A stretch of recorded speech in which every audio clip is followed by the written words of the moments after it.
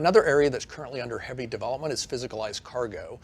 It consists of multiple facets and will be released in stages, with the first one relating to shop purchases injecting physical entities rather than what I would call render proxies into your ship. This is going to convey all sorts of benefits and advantages, to the gameplay experience. The first and one of the most obvious is simply the fact that now that you've got a ship that has physical entities placed within it, then when another player winds up disabling, boarding your ship, they can actually extract, that cargo from you. There's value there that they can actually take. Whereas right now, the only way to get that value is you have to, blow up the ship, and then we basically, create these cargo facsimiles that basically get blasted out into space, and you have to go collect those, et cetera. And so this starts to hint at things like, the fact that we're going to want to bring NPCs into defending these ships. So all of a sudden, you get this fantastic gameplay transition, what I would say, where you have ships doing this momentum-based combat, and now I can disable a ship, board it, and I actually have to overcome the NPC crew and then physically grab the cargo, haul it back to my ship. At the same time, you're concerned that while you're basically on the ship and lugging this stuff around, that security or allies of the ship that you've disabled might show up and start blasting you. And so all of a sudden, the considerations, just explode, for doing something so right now relatively basic. And it's one of the aspects that I really love about this game, which is how we can add this low-level gameplay mechanic, and in one shot, it's going to totally transform so many different elements of the game. And we get stuff like the Hull C, which is another hurdle beyond the physicalization of cargo. I think one of the things that just physicalizing the cargo really does is it allows for the gameplay that CR wants, where you're not blowing up ships, right? You're destroying an engine, which is not a critical failure, right? Critical failures are the things that lead to these larger scale destructions, but on average, you're knocking a ship out of commission. You're able to board, you're able to acquire the stuff, you're not killing everybody on the ship just because it got taken down to 0 health, right? So these are all things that just physicalizing the cargo allows us to do. You mentioned the Hull C. So the Hull C has some unique challenges related to attaching physicalized cargo to it when you're actually, docked at a station, or when you're, parked in a hangar and its wings are compressed. Can you talk about that a little bit? Yeah. So the Hull C, because it does have these two different states, now we have ATC considerations. If I have cargo on the outside of my ship, my wings are exposed, now I can only go to a docking collar. I can't go to the hangar. So the ATC needs to know to route you to these different locations. Showing all this cargo on the outside of a ship beyond, think of adding additional ships to an area and the kind of, slowdown that you might see on a server, right? You're adding more physical objects that can be blown up, can be interacted with. So there's a technical challenge that we need to overcome as well. How they get on there, these are shipping container sized objects that have a real world weight to them. They need a tractor beam that is large enough, probably on an Argo ship, right? So you'll get these little transport ships going from a station's docking, a cargo bay, flying it out to the Hull C, and think of it as a person walking in and out, but it's on a spaceship scale. Another thing that's really bothered me for quite a while is what I'd call the lack of transactional friction. And what I mean when I say that is that it takes the exact same amount of time to load or unload 1 unit of cargo onto your ship as it does 1,000 or 10,000. There's no friction, in this process. Right. And that's completely different from the real world, where mom and pop retailers and major port facilities, designed to rapidly load or unload, cargo onto, some big, freight ship, are able to move, much larger quantities in a much shorter period of time. And you've got skilled dock workers that, you can actually hire that are trained to basically deal with special types of materials and all that sort of stuff. Where we're eventually going with this is that shop purchases are going to inject physical cargo into a storage space, and it's then up to you, the player, to basically move the stuff from that storage space onto your actual ship. And there are going to be I would assume that at this point in time, half of the people watching this are saying that sounds incredibly rough, awesome, right? Yeah. and the other half are saying this sounds incredibly tedious, and it sounds like a lot of forced like somebody manual wanna labor hire that's going to be somebody completely completely Right. lacking in fun. There is a method to the madness. I mean, where we're going with this is we're going to make the concept of moving freight onto and off of ships not just a logistical challenge, but we're actually going to make sure that it's a fun experience. Yeah. And this would include everything from eventually adding a service beacon so that you could recruit your friends, your org mates, people you don't know to basically come and help you move cargo. We'll eventually add the ability for NPCs to be hired at that location, and the price will fluctuate depending upon how many other players are requesting similar services. And you can use those types of capabilities if you simply want to pay a certain amount, have your ship loaded or unloaded, and you're going to go fly around and do something completely unrelated. So, Dorsey, how is physicalized cargo going to impact the gameplay experience? I mean, in a bunch of ways. As you kind of touched on, there's the whole concept of needing to move cargo from one of those storage areas into that ship. We've actually run into a lot of problems where when you come across a derelict, for instance, we have all these crates on there that you can offload in a lot of the events that we've done.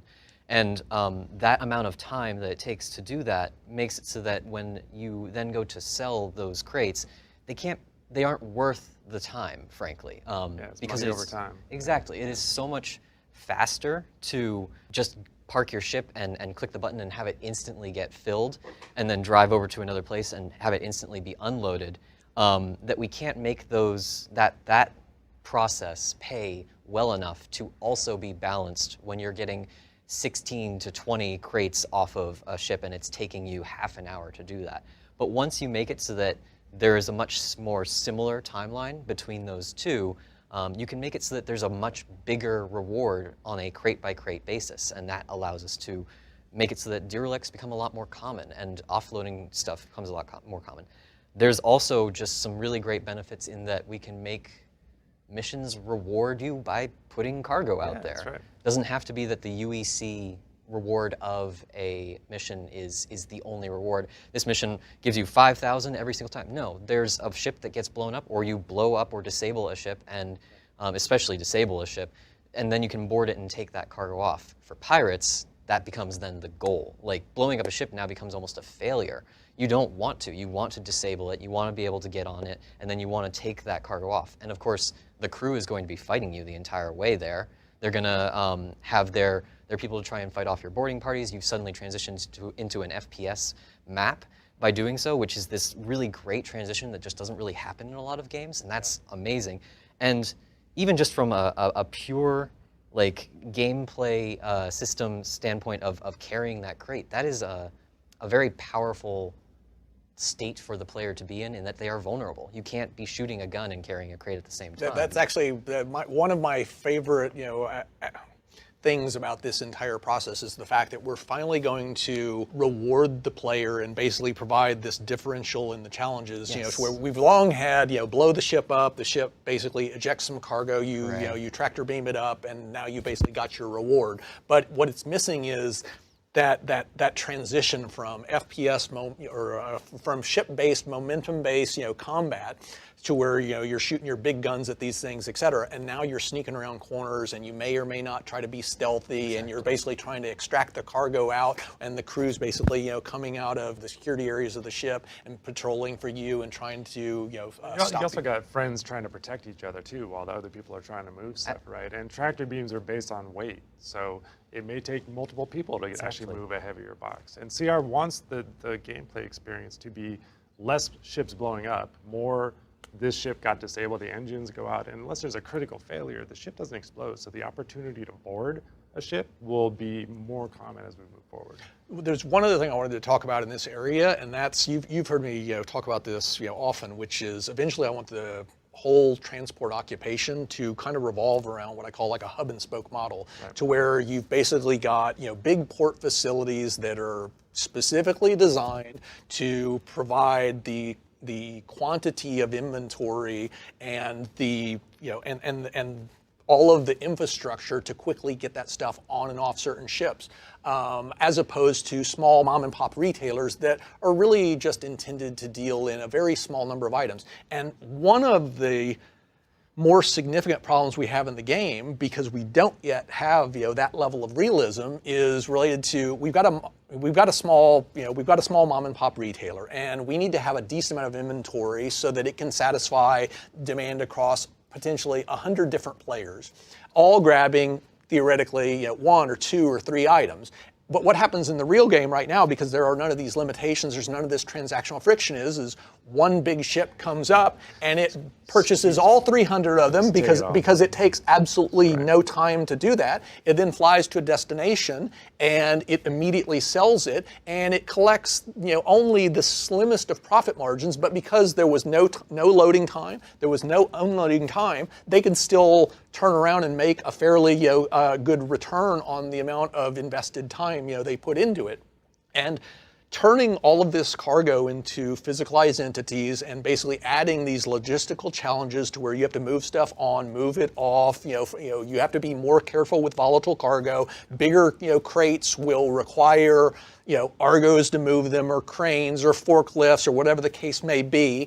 All of this is ultimately going to push players into being more selective about where, for whatever they're trying to do, what types of shops and stuff they're going to visit. And what you're going to get is just like in the real world, where you'll have super tankers bringing oil from across the ocean and basically parking it at some sort of port facility for offloading. And that will then be transported by, whether it's pipelines, by rail, by those types of things to distribution outlets. And from there, it'll be picked up by trucks and transported to the local gas station. And from the gas station, that's where you, the end consumer, can expect to buy 6 or 12 gallons of gas. But in the real world, you can't drive your truck up to a port refinery on the coast and basically request 5 or 10 gallons of fuel. It's like they only deal in minimum quantities of 10 or 100,000 or 500,000 barrels of fuel. And this will be the same thing that we're going to eventually support on our side, to where if you've got one of these big whole sea ships and stuff,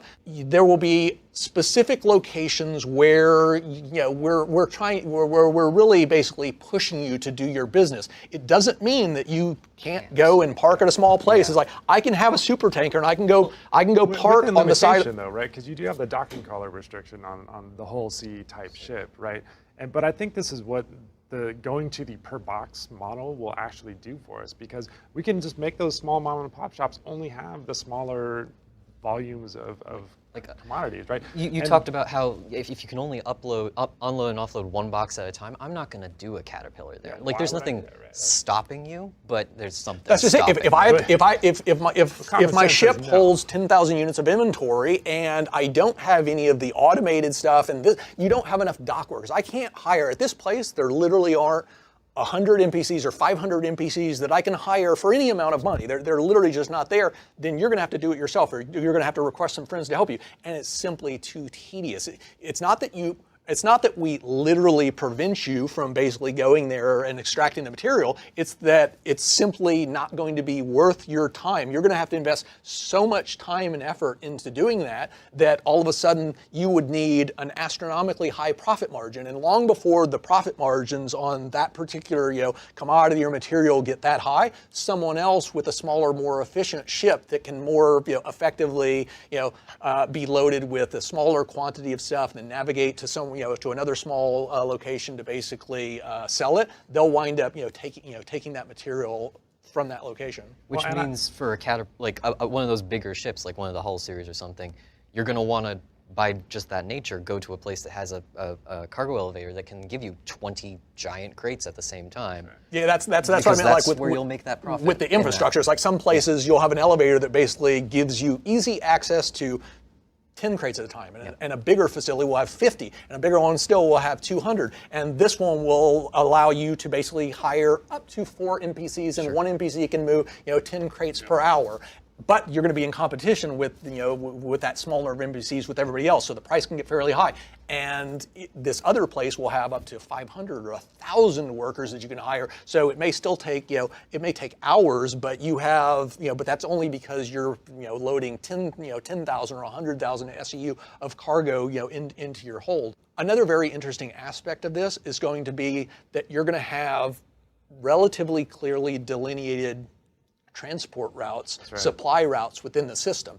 And this provides us an awesome opportunity to more precisely tailor what types of challenges you should run into when you're basically moving a big freighter ship from point A to point B as opposed to this other location. In other words, if you think about, pirates are trying to, abscond, they're basically trying to disable your ship and, and plunder it, take, whatever valuable materials, you have on board. But the types of ships that would be required to extract, all of the fuel off of a big, massive freighter are clearly dramatically different than the ships that would be needed to effectively and efficiently, plunder a far smaller ship that deals in a totally different, type of item or a totally different, and more limited quantity of items. And so we'll be able to more accurately tailor the gameplay experience so that you get the kinds of challenges you would expect. Well, and I think by nature, it'll allow it to naturally separate, right? Because it's not worth it over here, and we can make those inventory volumes smaller to match the type of people that we want frequenting those stores. I'm just not going to waste my time. As a large-scale shipper, I'm going to go to the bigger places that can handle it, that can get me in and out faster, that I can hire more people, where there's going to be other people there that I can potentially hire, like the service beacon. It doesn't matter if I'm out in the middle of nowhere because nobody's there to come that have the specialists. It's only at these select ports where they actually have trained dock workers skilled in in moving volatile cargo. And if you go to a place where you don't have it and you have, Joe average, NPC try to do it, then you may wind up, suffering the consequences of, oh, you lost your cargo, it was blown up, your ship was destroyed, you have to go to insurance, reclaim, et cetera, et cetera. All because you basically tried to, use a facility that was not appropriate for for the types of actions you were trying to do. It's just not tailored to it, right? So it's I think it'll be a good change for the game. The key point from my perspective, though, is as much as possible, we don't want to necessarily make it black and white, right? Which is, it's not that you literally, as the owner of a whole sea, you're not able to buy fuel here. It's more that you can buy it there, but it's going to, if you're buying more than 10 or 20 units of it, it's going to be, you're going to basically have to deal with the repercussions of trying to get all of that stuff onto here. And it's going to take a tremendous amount of time, and you're going to wind up having to pay an exorbitant premium because you're basically going to be depleting them of their entire inventory supply, et cetera. And so it's really just the logistical challenges that you would face trying to exploit non-optimal locations for the unloading or for the loading or unloading of your cargo would simply not be worth it. Well, and I think another good point is that as you push the inventory to its limits, your bid-ask spread is going to actually be going down as price per unit of the cargo is going to diminish as you get closer and closer to the inventory limits. So it's going to encourage you to go to places with those larger scale inventories so that you can keep your profit margin as high as possible.